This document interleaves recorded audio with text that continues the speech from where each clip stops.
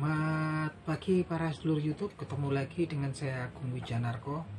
Oke para sedulur, seperti biasa di pagi hari ini saya pengen ngajak para sedulur-sedulur saya, sobat-sobat saya, teman-teman saya yang sudah subscribe dan join di kanal YouTube saya ini untuk ngobrol-ngobrol santai seputaran informasi terbaru dunia sepak bola, seputaran berita terbaru sepak bola. Jadi teman-teman, pasca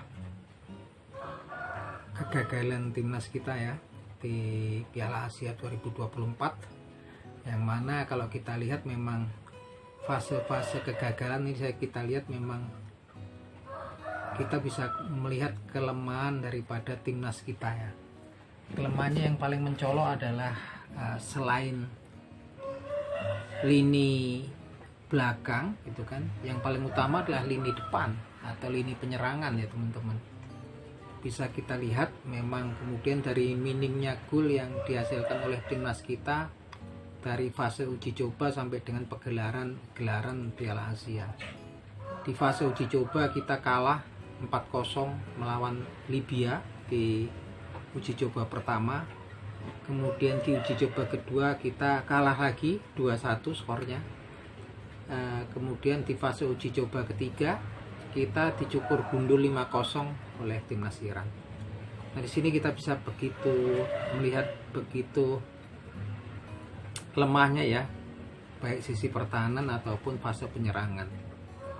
Nah, ini bisa sebetulnya kan memang kalau penilaiannya, kalau saya sendiri sebetulnya kalau lihat dari gamenya, sebetulnya kalau dari barisan bertahan, baik dari central defender, fullback, kemudian defensive midfielder, sebetulnya udah bagus ya teman-teman.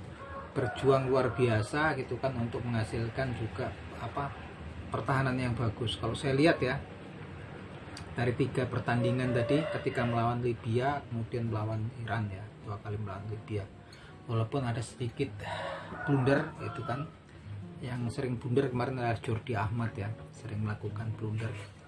Tapi yang nggak kalah pentingnya adalah kalau kita lihat peluang-peluang yang dihasilkan pun, walaupun peluangnya 1-2 ternyata nggak bisa dimanfaatkan dengan maksimal oleh barisan penyerang kita gitu kan. Kesininya ketika gelaran Piala Asia, Indonesia kalah 3-1 dari timnas Irak. Kemudian lagi-lagi kita bisa menang 1-0 dari Vietnam gitu kan. Kemudian kita kalah 3-1 dari timnas Jepang. Kalau kita lihat dari 3 partai tersebut, barisan pertahanan Indonesia itu juga habis-habisan ya, bekerja maksimal, bekerja mati-matian, bekerja luar biasa. Bukan total kemudian kekalahan itu merupakan kelemahan barisan pertahanan Indonesia. Dari 3 kali penampilan kalah 2 kali ya. Begitupun ketika menang dengan Vietnam tuh barisan belakang kita bekerja luar biasa. Di sana ada Jordi Amat bahu-membahu dengan Sandy Walsh, kemudian ada Elkan Bagot, dan juga di bagian tengah, pertahanan tengah, defensive midfieldernya Justin Hubner bekerja dengan bagus.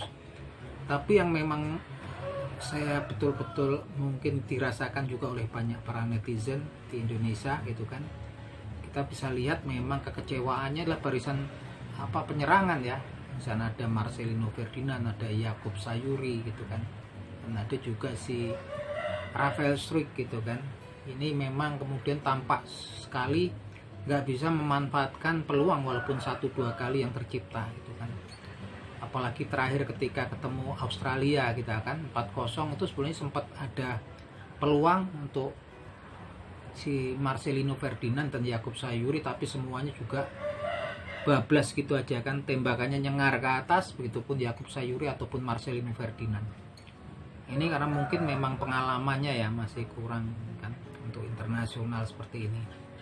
Yang jelas dari berkaca dari itu memang nggak mutlak dari barisan pertahanan yang salah gitu kan. Barisan pertahanan sudah habis-habisan sampai juga maju overlap ya si Justin Hubner kan. Justin Hubner bagus banget tampilannya di posisinya yang baru sebagai defensive midfielder gitu kan. Dan saya berharap memang kesininya antusiasme netizen Indonesia, supporter timnas merah putih kesayangan kita itu sebenarnya sangat besar sekali gitu kan. Kalau saya lihat di grup-grup di beberapa platform media sosial, harapannya sangat besar sekali dan tampak mereka sebetulnya frustasi, stres kalau saya lihat itu ya dari komen-komen di beberapa platform media sosial. Kenapa kemudian fokusnya saat ini yang dinaturalisasi gitu kan, yang dijadikan pemain timnas, penggawa timnas yang didatangkan dari abroad tuh kebanyakan pemain bertahan ya gitu kan, pemain yang bertipe bertahan. Terakhir pun itu Jay Izzes juga pemain bertahan, walaupun kita nggak ngerti ya tingkat kesulitan daripada PSSI dalam melakukan pendekatan ataupun juga untuk menaturalisasi terhadap meyakinkan para pemain-pemain di abroad untuk kemudian join bergabung dengan timnas merah putih. Kita pun nggak tahu ya tingkat kesulitannya seperti apa. Tapi yang jelas kan dari kabar yang beredar kemudian juga Coach Sintayong, PSSI hanya menuruti daripada permintaan kebutuhan yang diminta Coach Sintayong.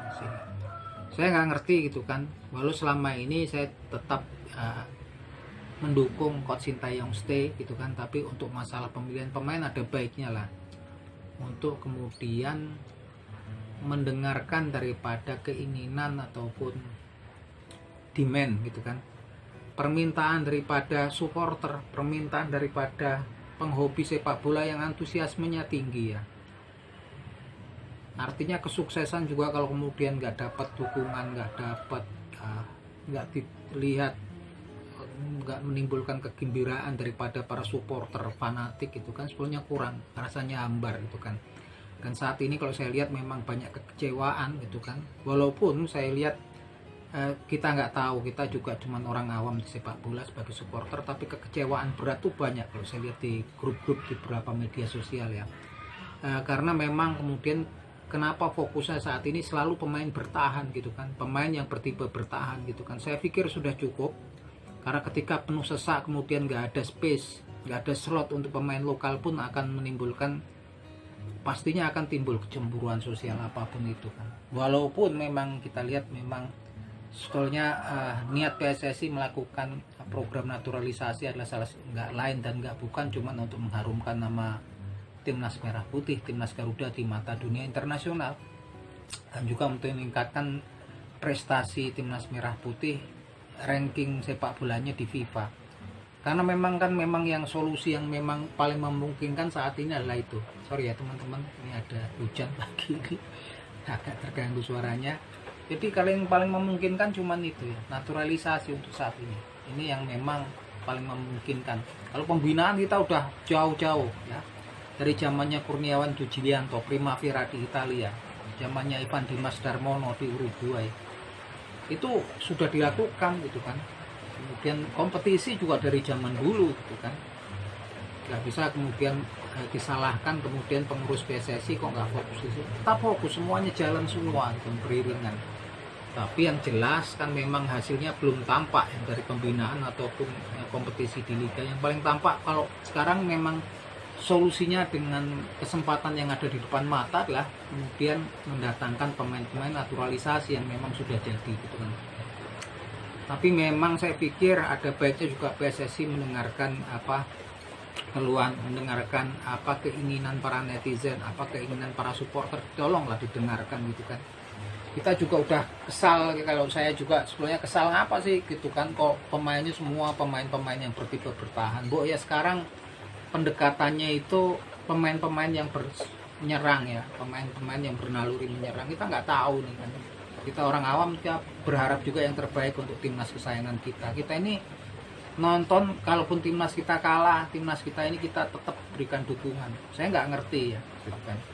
Bahkan terakhir kan memang yang selalu didatangkan ini kan masih aja pemain tipe bertahan seperti Nathan Juaon juga ya, fullback ya, fullback kanan gitu kan.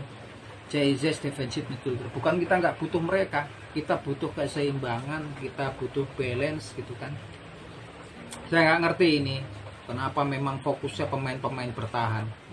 Yang jelas akan percuma, akan sia-sia saja. Walaupun ini hitung-hitungannya orang awam, akan sia-sia saja. Bahkan mental tim juga akan rontok ketika kemudian bagian pertahanan berjuang habis-habisan.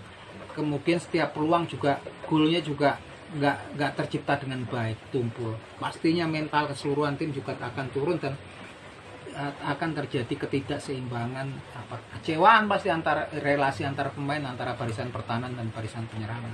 Untuk itu saya pikir juga Untuk saat ini sudah saatnya PSSI untuk melakukan pendekatan-pendekatan kepada pemain-pemain ya, striker, winger yang memang bertipe menyerang. Kalau kita lihat memang saat ini yang akan datang masih berapa pemain bertipe bertahan gitu kan. Walaupun di situ ada Ragnar Oratmangun dan Tom Haye, itu satu kesenangan, kegembiraan kita ya. Tapi kita berharap ada 2 ataupun 3 lagi pemain yang bertipe menyerang itu kan, yang kemudian untuk bisa dinaturalisasi. Kalau yang saya lihat yang paling potensial itu sebetulnya Milan Manhoef. Milan Manhoef itu sudah memperkuat timnas Belanda dari U15, U16, U17 sampai U21 ya. Tapi memang terlalu mewah ya Milan Manhoef ini. Karena dia memang super nih anaknya Melvin Manhoef nih. Dia tampilannya luar biasa sebagai attacking midfielder ataupun winger ya. Dia biasanya posisinya di winger kanan dan bisa juga dipasangkan sebagai striker ya, ataupun penyerang lubang atau forward. Dia ini kelasnya juga kelas dunia. Ini tampaknya agak susah karena memang timnas Belanda pun juga berupaya memproteksi timnas ini ya, si Milan Manhoef ya, diambil di Belanda U21. Yang jelas Milan Manhoef ini luar biasa. Dia ada darah Indonesianya ya, dari jalur ibunya, kakeknya adalah orang Suriname gitu kan, yang berdarah Jawa itu kan, ada keturunan Jawanya Suriname, dan dia memang berkeluarga negaraan ganda yaitu Belanda dan Suriname. Untuk saat ini sepertinya dia udah pindah ya ke Liga Premier Inggris ya, kalau nggak salah Stoke City ya. Harganya juga sekitar 67,8 miliar kalau di Indonesia ya. Di Indonesia akan dikurusin. Kalau nggak salah Stoke City dia udah resmi. Nah ini walaupun peluangnya kecil, saya pikir ada ya peluang kalau diadakan pendekatan ya terhadap timnas si Milan Manhoef. Apalagi kalau untuk timnas senior Belanda pastinya juga berat gitu kan. Walaupun memang dia punya talenta yang hebat. Apalagi sekarang kita punya punggawa-punggawa yang asli orang Belanda seperti Rafael Struijk, Ivar Jenner gitu kan. Terus ada Sandy Walsh. Ini bisa menjadi kartu truf untuk melakukan proses negosiasi ataupun pendekatan sampai di mana sih gitu ketertarikan pemain tersebut. Dan kalau selain Milan Manhoef gak dapat, juga ada Ilyas Salhab ya, yang sekarang perkuat FC Noah gitu kan. Itu keren juga mainnya di sayap kiri, biasanya beroperasinya si Ilyas Salhab ini. Dan mereka itu versatil ya, sepertinya bisa dipasang sebagai winger atau kadang-kadang sebagai penyerang lubang atau forward gitu kan. Dan juga kalau di sayap kanan itu ada Justin Matteo ya, yang sekarang juga memperkuat FC Noah. Winger kanan tuh bagus banget tuh Justin Matteo itu kan. Kita nggak ngerti seberapa interest daripada PSSI, dan saya juga agak kecewa karena memang mutlak sepertinya PSSI bergantung pada keinginan Coach Sintayong. Permintaan Coach Sintayong saya nggak ngerti ya. Bukannya kita nggak menghormati Coach Sintayong. Coach Sintayong ini memang pelatih world class, kelas dunia gitu kan, pernah mengantarkan Korea Selatan mengalahkan Jerman gitu kan. Tapi saya sendiri orang awam merasa aneh gitu kan. Ini permintaannya terus saja pemain bertahan gitu kan. Apakah nggak ada negosiasi daripada para petinggi PSSI gitu kan? Saya nggak ngerti. Di depan juga banyak ada pemain daripada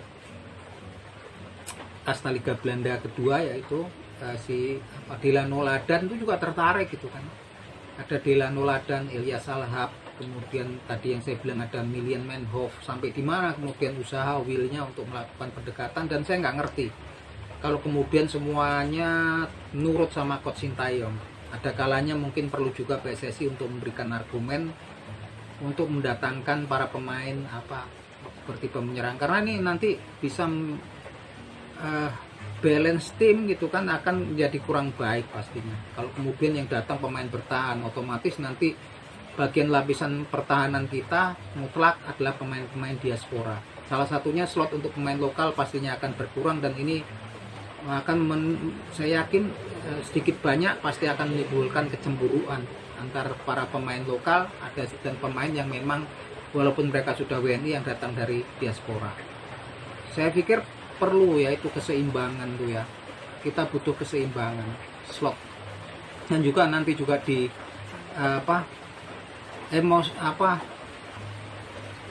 kebersamaan tim ini juga pastinya akan terganggu ketika saya lihat. Saya itu kesal kemarin ketika barisan pertahanan sudah bekerja mati-matian, kemudian peluang tuh sama sekali ya, peluang nggak bisa di ini.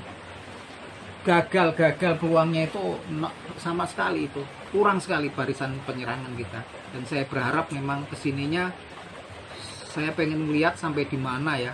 Tentunya harapan kalau saya lihat komen-komen di beberapa grup-grup supporter Timnas Merah Putih di berbagai platform media sosial itu kan, begitu mereka kecewa gitu kan, kenapa banyak sekarang pemainnya cuman pemain bertahan yang sudah ada gitu kan, terus menerus sepertinya ini kan. Harapan kita nanti kedepannya, ini fase kedepannya kita minta tambahan, berharap ada tambahan 2 atau 3 pemain yang bertipe menyerang. Yang jelas antusiasme Timnas Merah Putih, Timnas Garuda tetap besar teman-teman. Seperti saya pun, kalaupun timnas kita penampilannya buruk, kalah gitu, kita masih tetap setia nonton dan mendukung gitu kan. Ini salah satu modal besar daripada Timnas Garuda, Timnas Merah Putih yang memiliki fans, memiliki supporter fanatik dari seluruh wilayah Indonesia gitu kan. Dan jangan sampai kemudian euforia kita, kepercayaan kita ini kemudian runtuh kalau kemudian permainannya yang sudah bagus, ada beberapa part yang kemudian nggak diperbaiki. Saya pikir ini salah satu keluhan daripada komplain daripada para netizen, para supporter Timnas Indonesia kepada PSSI. Semoga itu didengarkan ya teman-teman. Nah, itu aja teman-teman obrolan kita di pagi hari ini. Semoga timnas kita nanti 5 pemain yang sudah join, di kemungkinan besar join, yaitu Tom Haye, terus Jai Itzes, kemudian Ratnaro Ratmangun, Nathan Joaon, dan Martin Paes. Semoga prosesnya berjalan cepat, semoga terkejar, sehingga di bulan Februari, bulan Maret nanti, tanggal 21 Maret ketika berhadapan dengan Vietnam, mereka sudah bisa memperkuat timnas kesayangan kita. Dan kita punya harapan besar untuk lolos di babak selanjutnya di Pra-Piala Dunia, kualifikasi Pra-Piala Dunia 2024 nanti. Oke gitu teman-teman, semoga informasi ini menghibur teman-teman di rumah. Salam seduluran dari saya, Bung Wijanarko dari Yogyakarta.